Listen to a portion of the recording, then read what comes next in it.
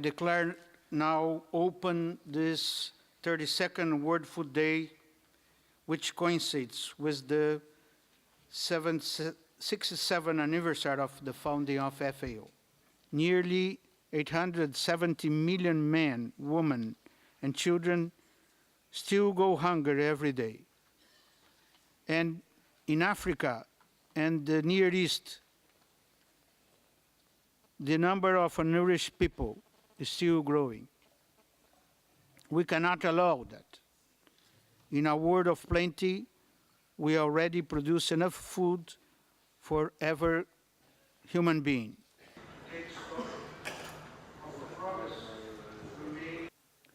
The theme of this year's World Food Day, Agricultural Cooperatives, Key to Feeding the World, draws inspiration from the observance of the International Year of Cooperatives 2012. Agricultural cooperatives play a vital role in improving food and nutrition security. Owned by their members, they can generate employment, alleviate poverty, and empower poor and marginalized groups in rural areas, especially women, to drive their own destinies.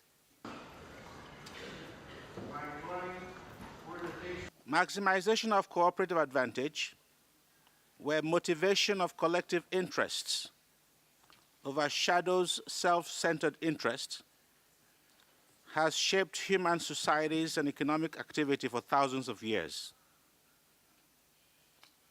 Today, cooperatives produce about 50% of global agricultural output. Some of our largest financial institutions, such as Rabobank and Crédit Agricole, have their roots in farmers' cooperatives.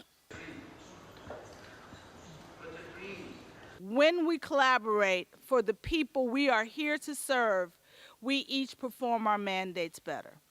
We increase stakeholder value for money by bringing down the costs of food assistance through cheaper local prices, reduced storage period, and shorter distances between points of distribution and points of purchase.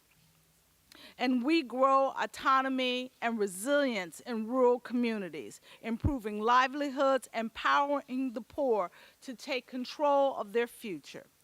A future in which strong cooperatives and strong communities will be there to deliver their own social protection and safety nets. Let me say that was a successful. We can face, and we will face, problems like drought, floods, and other climate events in the future. But that's not necessary, brings to food crisis. If we could avoid every country to take unilateral measures, like putting bans on other measures that we have seen in the past, we can be able to calm down the markets and avoid crisis.